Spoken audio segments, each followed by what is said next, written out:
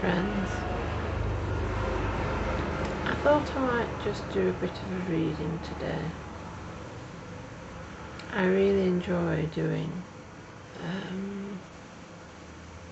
not monologues, I forget what the proper term is, but where by the time you finish you feel as if you can, touch God. And I love Adrian Plass. I don't know if any of you have heard of him.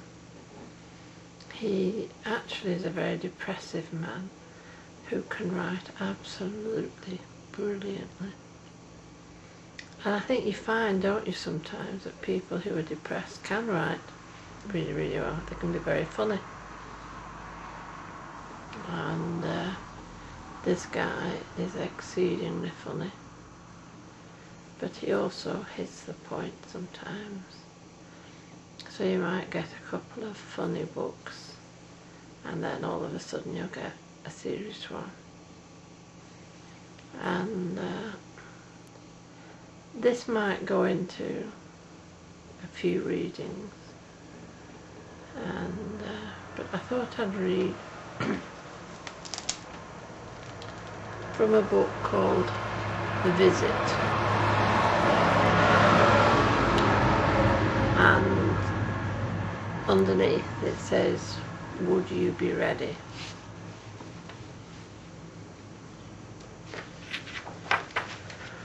And it's all about expecting a visit.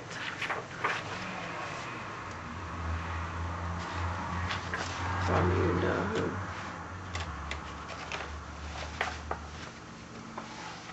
Now, if I stop, oh mind, I can use this, can't I?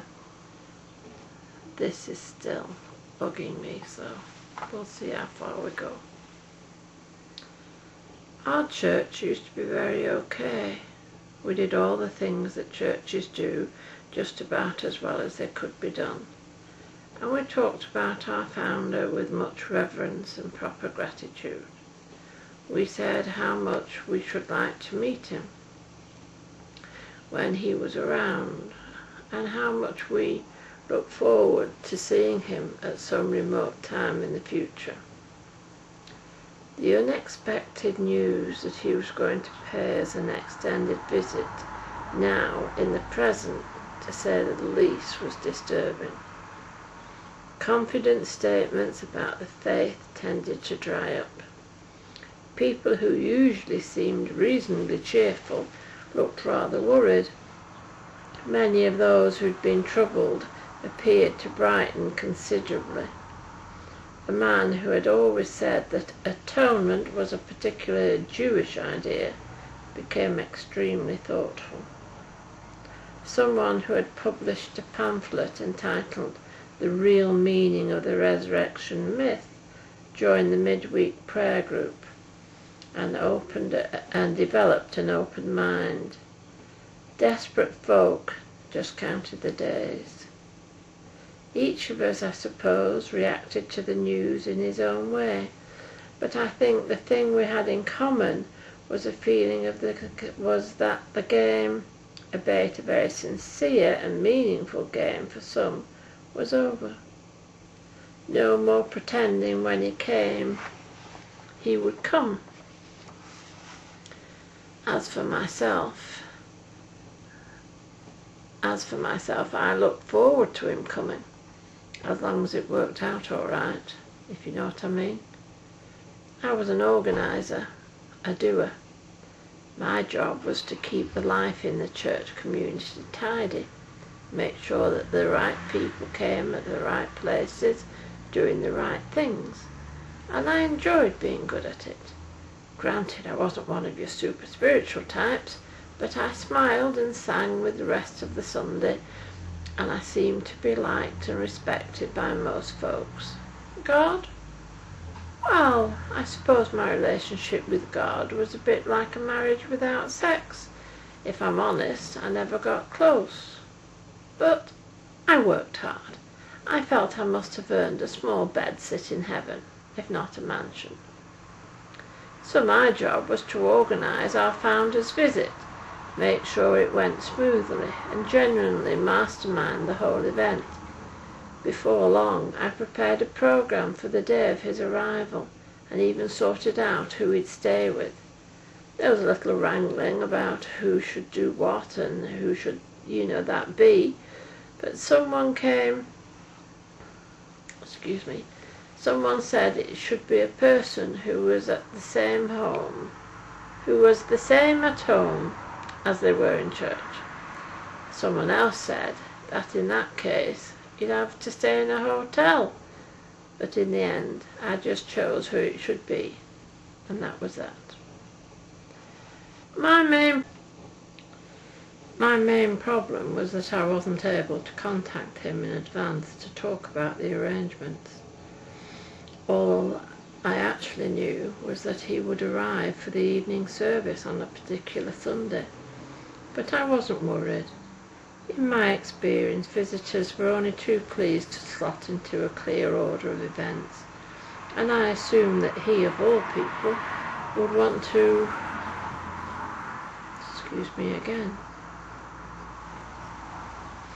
I assumed that he, of all people, wouldn't want to rock someone else's carefully balanced boat.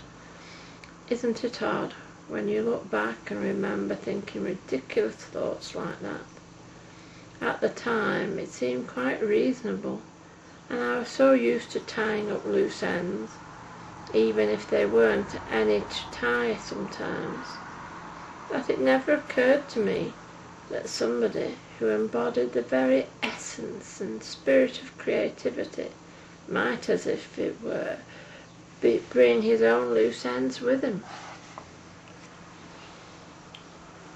As the day of the visit drew closer, a sort of mild panic passed through the church. One person said that she felt a visit in the flesh lacked taste and was likely to corrupt the vision of God. Another that in his view it was taking things too far. One man, hitherto regarded as being a most saintly character, confessed to an array of quite startling sins, thus becoming, in the eyes of the church, less admirable than more interesting and approachable. One sweet old lady cornered me one evening in the church room and anxiously asked me the question which probably troubled most of us.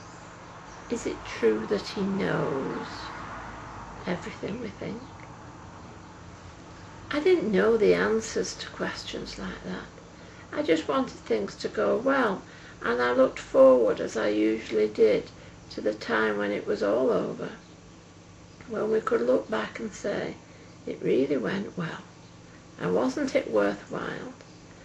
I'm afraid it was some time before I learned not to stash experiences safely away in the past before they had a chance to change me. Anyway, Sunday arrived at last, and sure enough, he came. Now I know it seems an awful thing to say, but at first it looked as if it was going to be a terrible disappointment, an anticlimax. He wasn't quite what we'd expected. He was rather too, real. His arrival was odd too. I'd planned for it to be quite an occasion, and maybe I was wrong, but I was hoping for something in the way of a grand entrance. Everything was set up, everyone in their places, when we suddenly realised that the man we were waiting for was already there, sitting quietly in the back row. To be honest, I wouldn't have recognised him, but thank goodness somebody did, and suggested he came out to the front. Well, I was just thinking, great, we can get started now. But I hadn't even spoken to him when he turned to face the congregation and said, and you're not going to believe this, has anyone got a sandwich?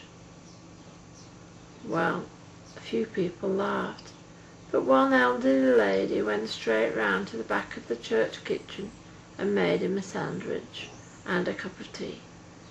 And when she brought them back, he sat down on the steps and enjoyed them, without any sign of self-consciousness.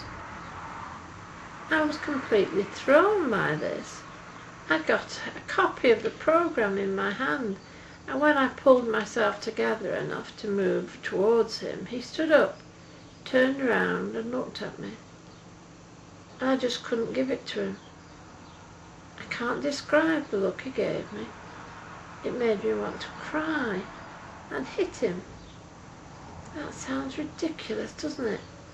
But he made me feel like an idiot, and I admit I felt oddly ashamed as well. But why? Anyway, he turned to face all the people again and looked at them as if he was trying to locate a friend in the crowd. He seemed to be searching for a face he knew. Then somebody waved at him, and this is where the whole thing just got silly. He ran down the aisle and put his arms around this woman in the 4th row, and she was crying, and he was saying something to her that none of us could hear, and then some other people got up and went over to him until there was a rather little crowd with him in the middle of it. With him in the middle. It was weird.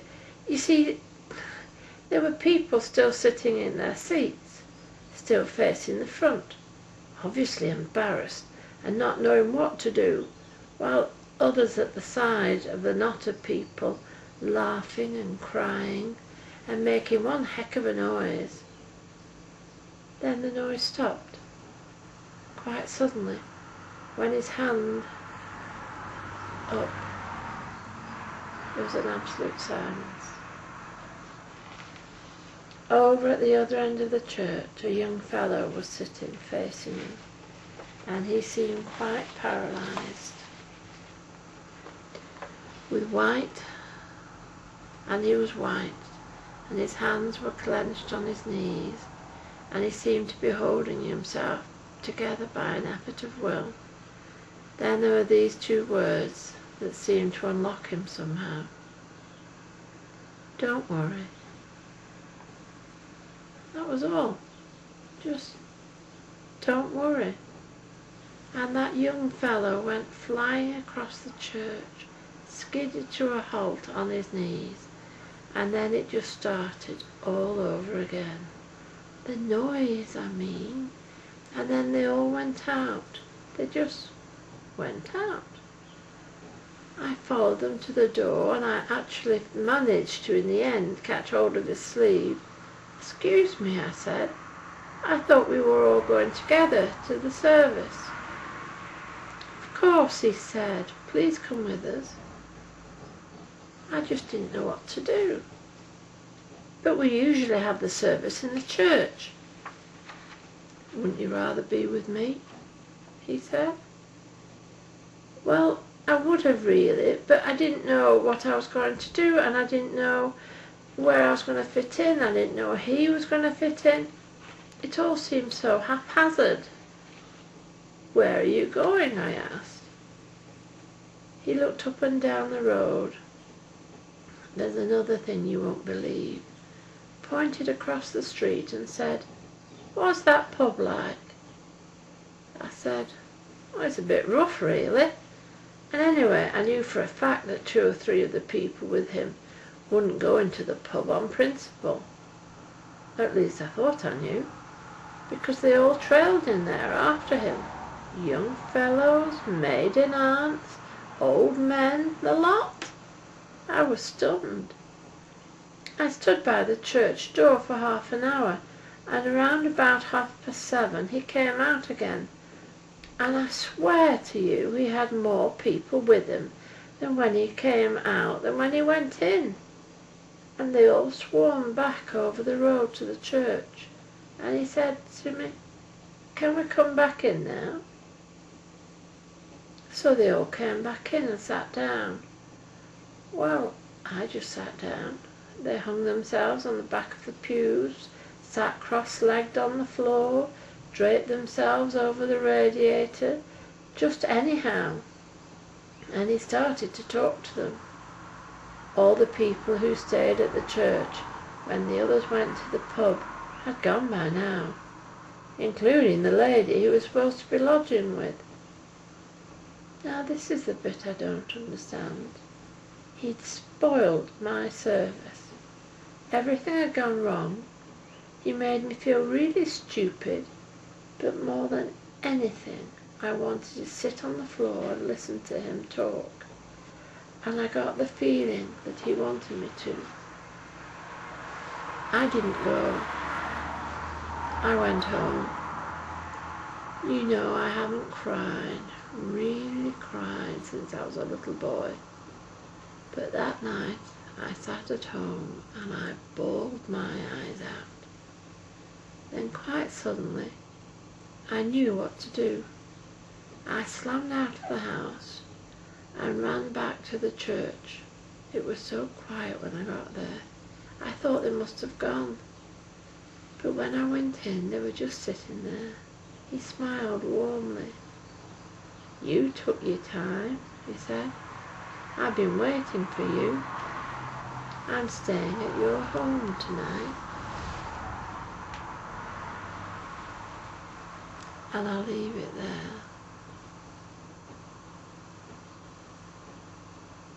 Hallelujah. So not a Bible reading,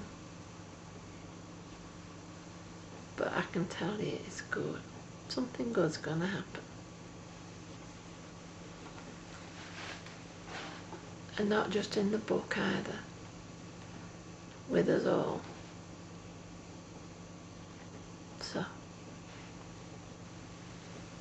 take my clicky bar. I'll say amen. Speak to you soon. Bye.